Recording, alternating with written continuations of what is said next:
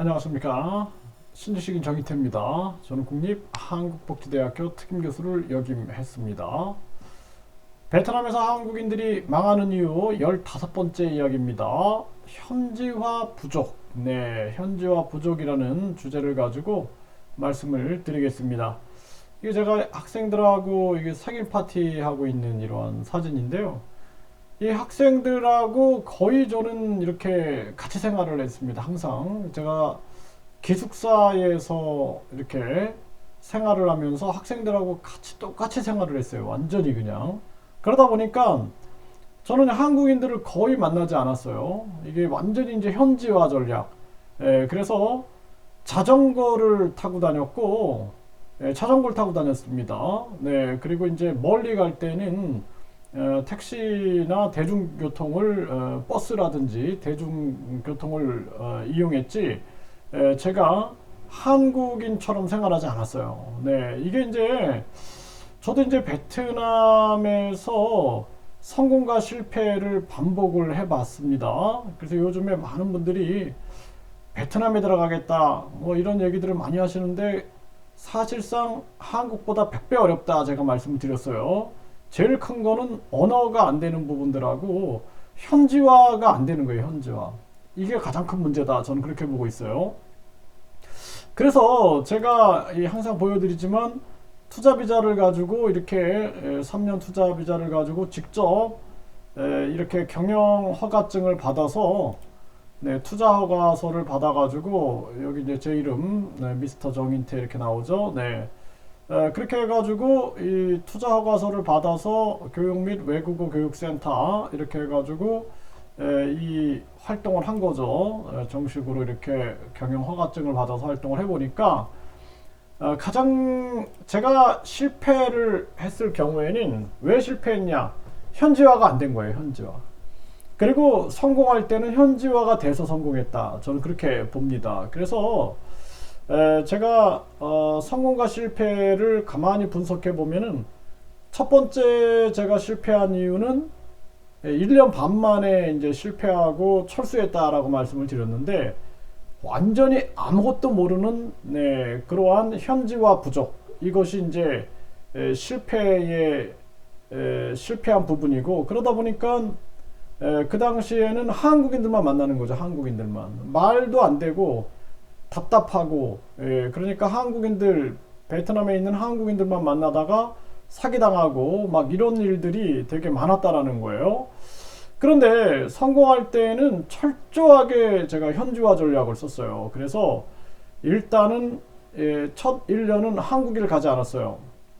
한국에 가지 않고 계속 제가 이 전문 대학을 설립해야겠다. 이 이제 교육 외국어 센터를 키워가지고 전문 대학을 설립해야겠다. 이런 목표를 가지고 있었기 때문에 끊임없이 이 현지화 전략에만 총력을 기울였던 것입니다. 그래서 학생들하고 길거리에 앉아서 쌀국수 먹고 네, 같이 축구하고 같이 운동하고 같이 등산도 가고 같이 뭐 소수민족 마을도 가고 베트남 이 학생들 가정도 방문하고 이런 식으로 해가지고 완전히 그냥 베트남 사람처럼 살았어요.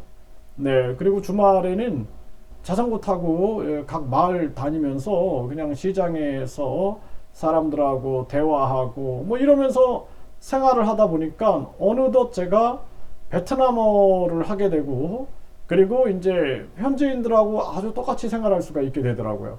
그래서 베트남의 63개 성을 다 다닐 수가 있게 됐어요. 그래서 그냥 버스 타고 전국의 63개 성을 다니면서 사람들과 만나면 대화하고 이게 이제 일상화돼 버리는 겁니다. 베트남 사람처럼 돼 버리는 거죠. 네, 그렇게 함으로써 저는 이제 또 성공할 수 있었다라는 것입니다.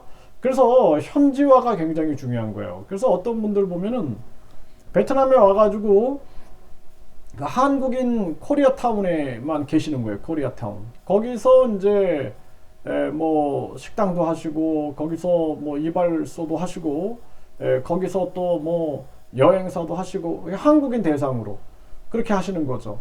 그거 한계가 있죠. 그리고 계속해서 거기서 경쟁은 일어날 수밖에 없는 거죠.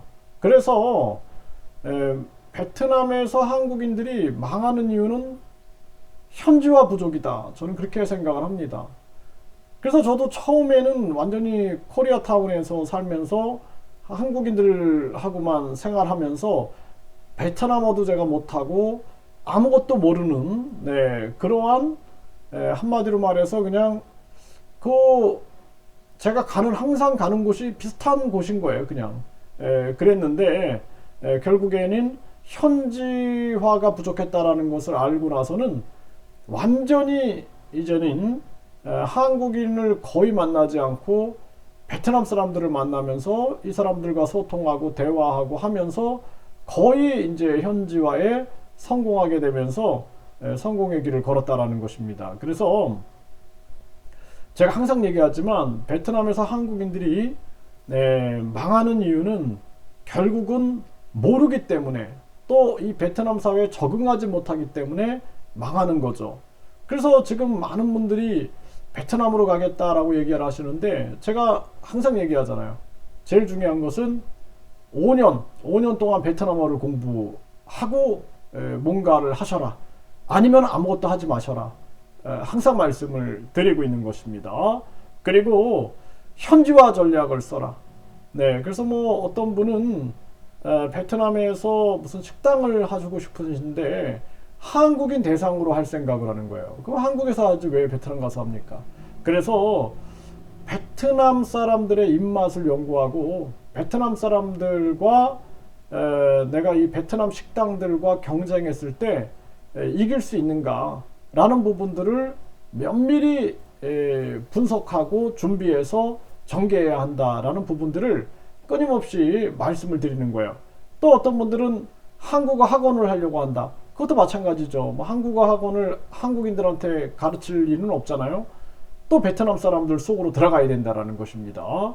현지화 전략에서 실패하면은 아무것도 될 수가 없다. 모든 게 마찬가지예요. 뭐 화장품을 하겠다. 내가 무역을 하겠다. 그러면은 현지화 전략을 써야 되는 거죠. 그래서 제가 아는 분 같은 경우에는 화장품을 판매하겠다 그러는데 한국하고는 다르는 거죠. 거기가 기후도 다르고 문화가 오토바이를 타고 다니니까 사람들이 화장을 하는 것이 쉽지가 않은 거죠. 막 흘러내리니까 이러한 부분들 그런 현지화의 전략을 써가지고 현지인들이 어떻게 필요할 것인가라는 부분들을 연구하고 그 경쟁에서 이길 수 있는가라는 것을 면밀히 검토해야 한다는 것입니다. 그래서 제가 이 베트남에서 한국인들이 망하는 이유를 시리즈로 이렇게 영상을 올려드리는 이유는 한국인들이 망하라고 하는 게 아니라 한국인들이 베트남 사람들하고 연합해가지고 잘 좀 서로 신뢰를 가지고 서로에게 이익이 됐으면 좋겠다라는 바람에서 이걸 계속 올려드리고 있는 것입니다. 오늘은 현지화가 부족해서 한국인들이 망했다. 이러한 부분들을 말씀을 드렸습니다.